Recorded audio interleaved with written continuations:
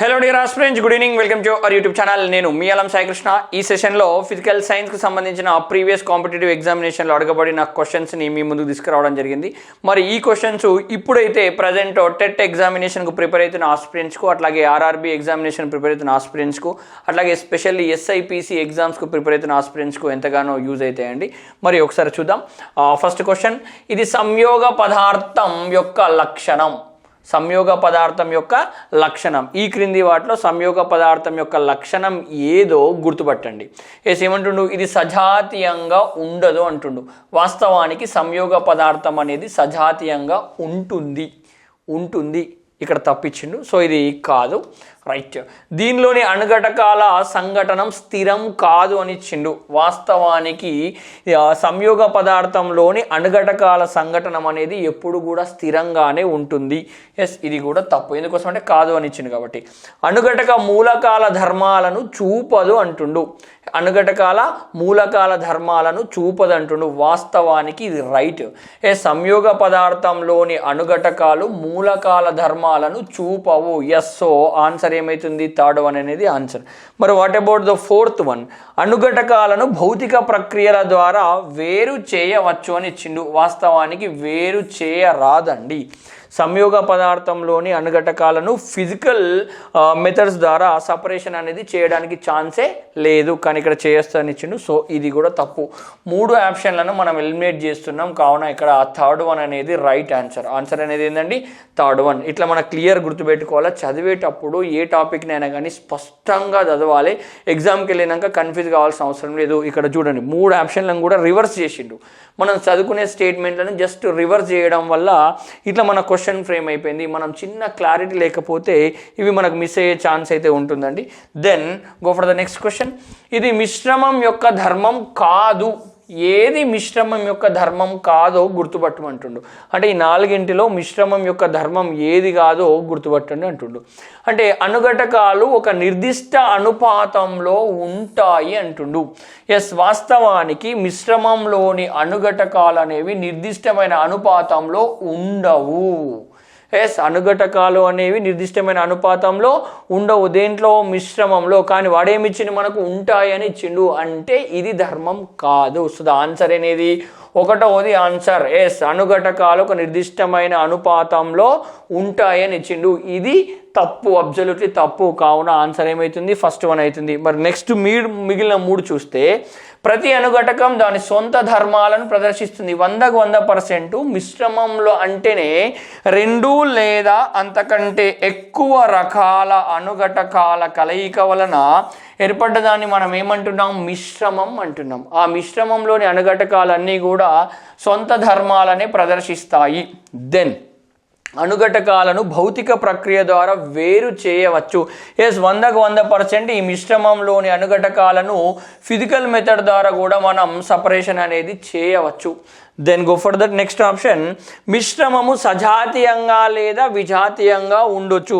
Yes, ఎప్పుడైనా కానీ పదార్థంని మనము కెమికల్ క్లాసిఫికేషన్ చేసినప్పుడు శుద్ధ పదార్థము అట్లాగే మిశ్రమ పదార్థంగా డివైడ్ చేసినాం. ఈ మిశ్రమ పదార్థాలు మళ్ళీ 2 రకాలు, సజాతీయ మిశ్రమాలు మరియు విజాతీయ మిశ్రమాలుగా క్లాసిఫికేషన్ అనేది చేసినాం. కావున మిశ్రమం అనేది సజాతీయంగా మరియు విజాతీయంగా ఉండడానికి ఛాన్స్ అనేది ఉంటుంది. సో ఈ second one, third one, fourth one అనేవి ఈ మిశ్రమం యొక్క ప్రాపర్టీస్గానే మనం ఇక్కడ చెప్పొచ్చు. ఫస్ట్ వన్ మాత్రమే మిశ్రమం యొక్క ప్రాపర్టీ అనేది కాదు అండి. So the answer is first one అండి. దెన్ నెక్స్ట్ వన్, సజాతీయ మిశ్రమాన్ని ఎంపిక చేయండి. ఈ క్రింది వాటిలో సజాతీయ మిశ్రమాన్ని ఎంపిక చేయండి.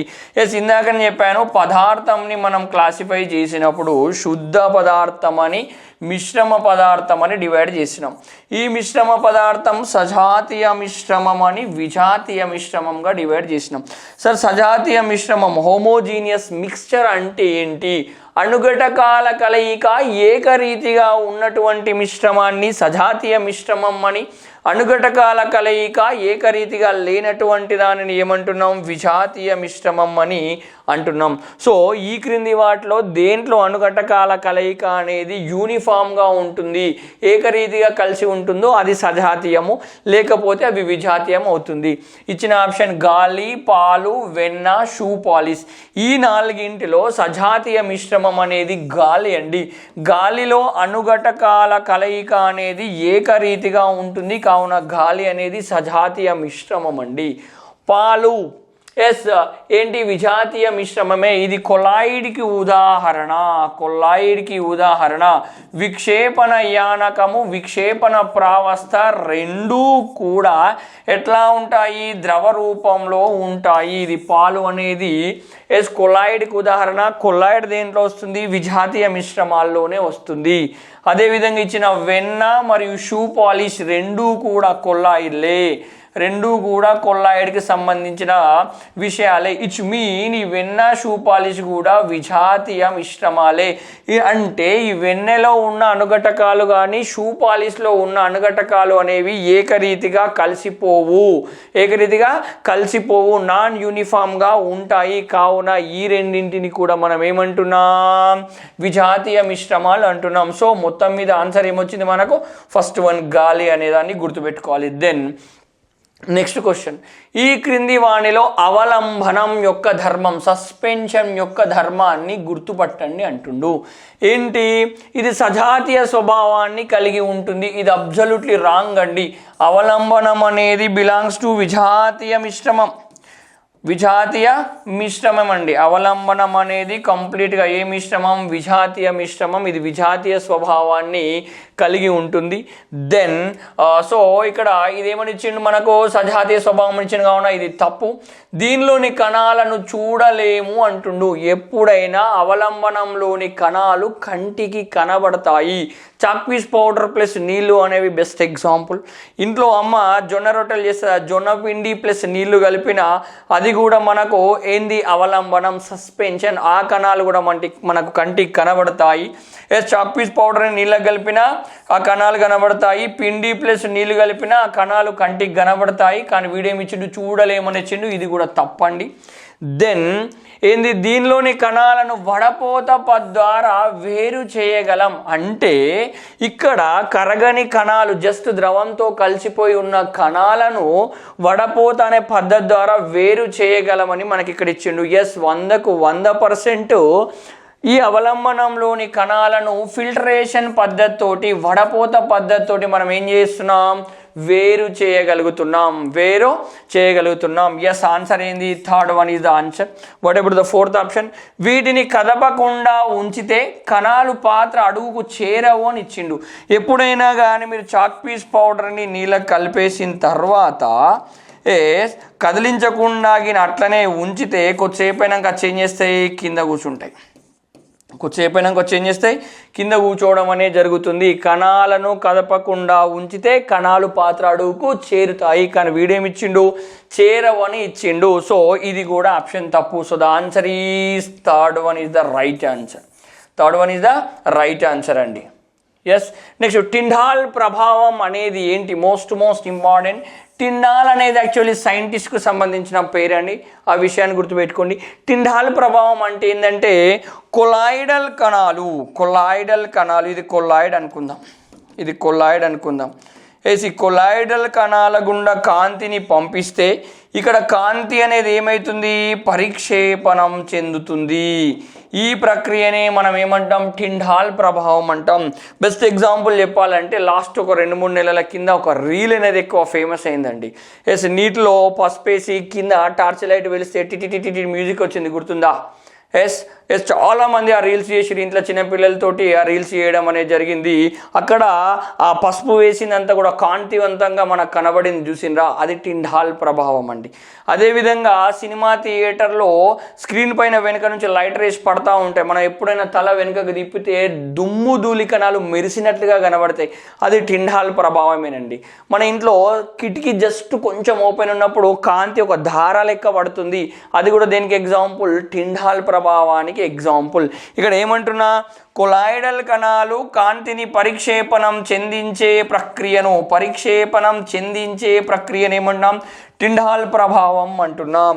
సో మరి మనకి ఇక్కడ ఇచ్చిన ఆప్షన్ ఏంది, కాంతి పరావర్తనం అన్నాడు తప్పు, కాంతి వక్రీభవనం అన్నాడు తప్పు, కాంతి విక్షేపణం అన్నాడు తప్పు. ఇక్కడ చూడండి కాంతి పరిక్షేపణం అని ఇచ్చిండు. సో ద ఆన్సర్ ఇది ఏంది, 4th వన్ అండి. ఏంటి 4th వన్. సార్ పరిక్షేపణం అంటే ఏంటి అంటే, నా చేతి ఇక్కడ ఉంది కదా, ఇది అణువు లేదా పరమాణు అనుకుందాం. దీనిపైన కొంత కాంతి పడుతుంది, పడ్డప్పుడు అది తన కాంతిని తీసుకుంటుంది. ఇట్లా కొంత సమయం వరకు తీసుకున్న తర్వాత వైబ్రేషన్ స్టార్ట్ అవుతుంది. ఇట్లా వైబ్రేషన్ స్టార్ట్ అయినప్పుడు నా ఫింగర్స్ ఇట్లా ఒకటే డైరెక్షన్లో పోతున్నాయి, అన్ని డైరెక్షన్లో పోతున్నాయి. ఇట్లా అన్ని డైరెక్షన్లో కాంతిని విడుదల చేస్తుంది.